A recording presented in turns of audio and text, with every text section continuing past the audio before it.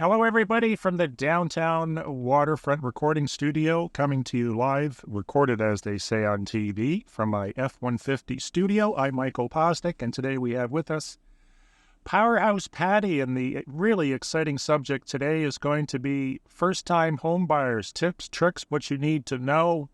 We'll get a little bit into legal responsibility, finding an agent, financing, and all kinds of other doodads and tips and tricks. So essentially, first-time home buyers, they fit into a category of their own, and it can be one that can be extremely frustrating for the first-time home buyer because they don't really understand what the paradigm is with them and the agents and or brokers that are representing them. First-time home buyers are certainly a unique situation because you're dealing with somebody that probably hasn't gone through the process before and requires a lot of time, work, and energy to make sure that the purchase is as stressful and anxiety-free as possible. Stressless. Stressless. Yes, they're mostly stressful. So we're going to try to make that stressless. And we'll touch on home inspections, and probably one of my major concerns is using friends and family and neighbors for inspectors. And I'll actually start with that. We'll pass it over to Patty. So my biggest concern, if I may, is I find that first-time home buyers have a habit of including all their family members, their friends, their neighbors, cousins, with the buying decision. And the challenge with that is, in my experience over 25 plus years in PEI real estate, is that the family members and friends act as if they're trying to save the purchasers from the worst decision they could ever make in their lives, and they're going to save them from the building collapsing on their head as they're walking through it. Whereas the reality is, first-time home buyers typically are looking at entry-level properties, just like I did when I bought my first house for whatever it was, $40,000 or $50,000, when I was in my 20s. And you know, you get what you pay for.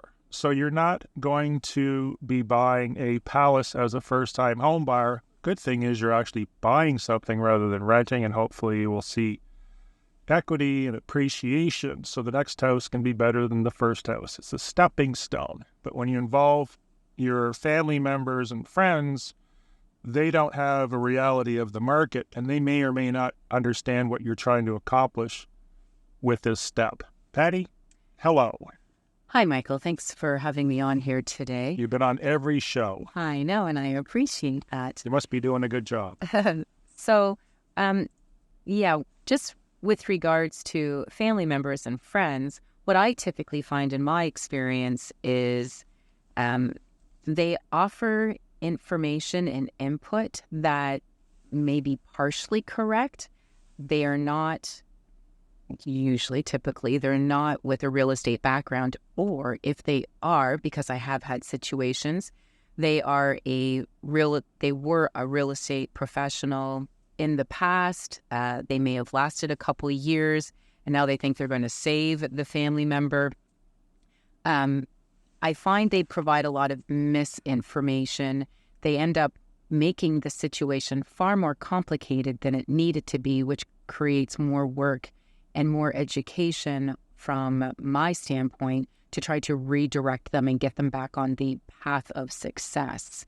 Yes, they will bring their father, cousin, uncle, brother to come out and, do a home inspection with them. And unfortunately, again, they will mislead them. I remember in the past, Michael, you had a first-time home buyer, and I believe he was going through 5 purchases, and he did have a home inspector, but unfortunately, because questionable home inspector, that's a whole other topic, but ended up creating such a stressful situation for this first-time home buyer that he didn't end up buying at all. And it was really unfortunate because he could have gotten into a home just before the market took off and had some good equity. So what happened there, if I may interject, is he made an offer on 5 or 6 different homes and had the same home inspector inspect them, and every one of them had issues. and he walked away and didn't want to purchase, and he's probably been renting for the last 10 or 15 years now or whatever it's been. His idea, he told me he wanted to find the perfect home, and I indicated to him that there is no perfect home. If a home inspector is going to charge you $350 to $750 to do a home inspection, and he just came back with, yeah, everything's perfect, best house I've ever seen, here's your home inspection, it's a blank page, you wouldn't be very happy. Every home, including a brand new home built by the best builder on the island that's never been lived in, the home inspector is going to find something, because it's a matter of opinion as to how things are supposed to be done, whether it's an HVAC issue, heating, cooling, foundation, whatever. They're going to find something wrong. Yeah. So just with regards to first-time home buyers, as a real estate professional, we are responsible. We have an added fiduciary responsibility for a first-time home buyer to make sure, because they don't have any education, and whether or not you entered into a buyer's agreement or buyer's agency, it is automatically assumed in the legal world that you are being represented. If you had already bought and sold 2 or 3 homes plus, that same assumption from a legal standpoint would not be assumed. So as soon as you introduce yourself as a first-time home buyer, the real estate professional has an added fiduciary responsibility to you in order to ensure that you are properly educated, informed, and taken care of. So it's really important to make sure, if you're a real estate professional listening to this, be mindful of your responsibility. And if you're a first-time home buyer, make sure you pick an agent that understands, and they're out to look after you. Yes, first-time home buyers are a lot of work, but they can be some of the most rewarding sales that can happen, because you've got somebody who only dreamt of being in a home, and one day when that dream comes true and you're handing them over the keys, for me, that's a whole other level of currency. There's nothing more rewarding for me than to see something like that. So another thing, and I'll let Michael, another thing that a first-time home buyer needs to be aware of is just, again, if you have a real estate professional, we should be advising you to speak to a mortgage lender. You should be speaking to 3, your bank, another bank, a mortgage broker, even a credit union, just to know what your options are. Your bank already has your business, so they may not be jumping through hoops trying to give you the best rates. So you should have your down payment. You should keep your same job. Don't be, bouncing around. You should not be making any big purchases. Do not, from the time you start looking for a home, make any big purchases from that day until after closing. After closing, you can do what you want. But these are things that are very, very important, and things that I can see sometimes a first-time home buyer is not aware. Right. So touching on financing, I think the biggest mistake, particularly in Prince Edward Island, is their whole family's always dealt with XYZ bank or credit union, and they think that lending institution is a great friend. And the reality, in my opinion, is they already have your business. They already have your RSPs, TFSAs. They've got your employment checks going into the bank and all that sort of stuff. Whereas if you're dealing with another new bank, let's say BMO or RBC doing most of the mortgages in Canada, they are going to be much more motivated to get you as a client, because they want all of your business, credit cards, lines of credits, and so forth, RSPs and TFSAs. So my recommendation, and this may not be very popular with lenders, is basically I will fill out a credit application from a lender, because they're all the same. They all have the same information. I'll take that, I'll hand it out to 2 mortgage brokers, 2 credit unions, one here in province, one out of province, probably in Halifax.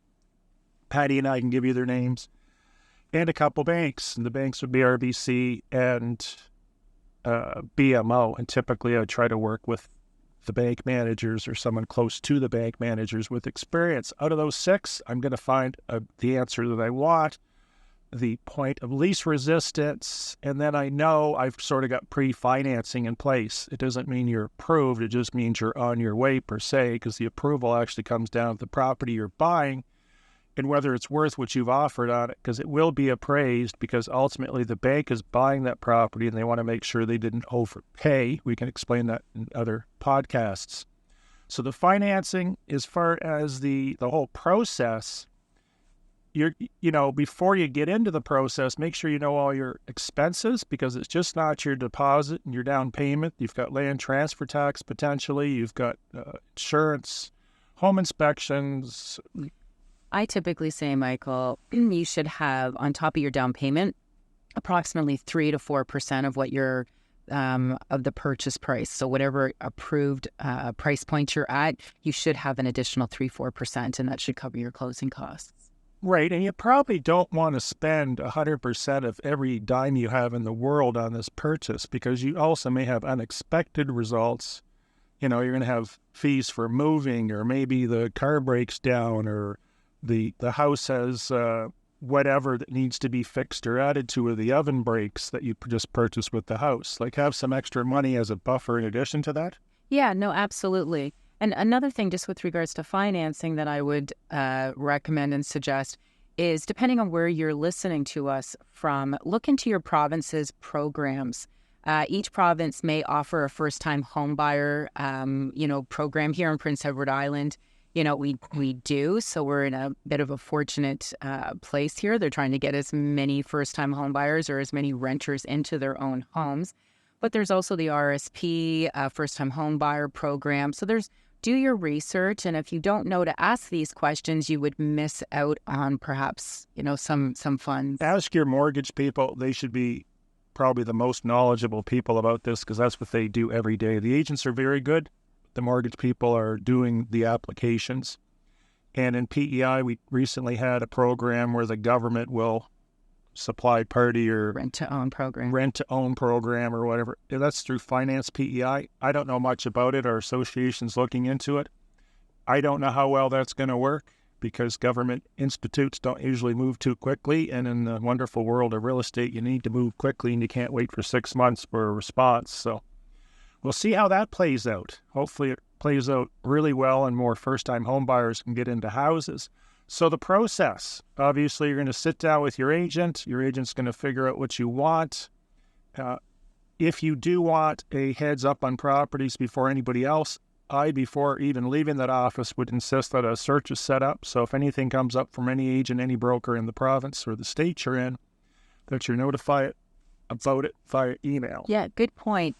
And know that if you're working with a real estate professional, they have access to all properties. So it's not, ABC Realty, you have to go through them for their listings, and then 123 Realty, you have to only go through them. When you see a property that is on the MLS system, any realtor can assist you with that property. So I just find that's something, again, a really important thing that first-time home buyers don't typically know. And it's best to have your own representation instead of calling each listing agent, because each listing agent represents their seller. So sorry, Michael, I just thought that was an important No, that's all good. And we covered that in one of our last podcasts is, if you do call the listing agent, they're representing the seller, and they're going to do anything they can to get a good offer on that property. They don't represent you. So ideally, and the way the system does work, is you would pick a member of the association that's involved in the MLS, because not all agents are, most are, and you would deal exclusively with them. So any properties you do see of interest, you would use your agent that represents you to find out any information. From that point on, trying to wrap things up here as quickly as possible, because I know everybody's busy. You're going to set up some showings. You're going to have everybody present that's going to be making the buying decision. If it's a husband and wife, or maybe there's a kid or teenager involved, bring them along. Keeping in mind that teenagers are going to hate every single house you look at, but once they move in, they're going to love it, and they're going to show it to their friends, in my experience. Yours? Yeah, typically.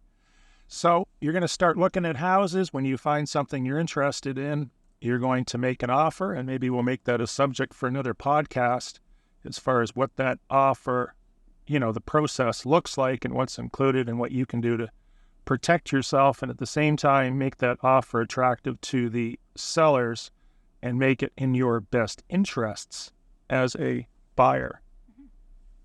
and walk them through a good representative should walk you through the entire process day by day, all the way to closing, and probably for some home buyers, I find even afterward, because you may need an electrician, you may need, just some service providers, and a good realtor or sales representative will be there for you, hopefully for life, to make sure that you can continue to be a steward of the home. You build equity within that home, so one day you can in turn sell that and end up getting into the next level, a bigger home. You might be getting married, or you might need to relocate. But and the process repeats itself.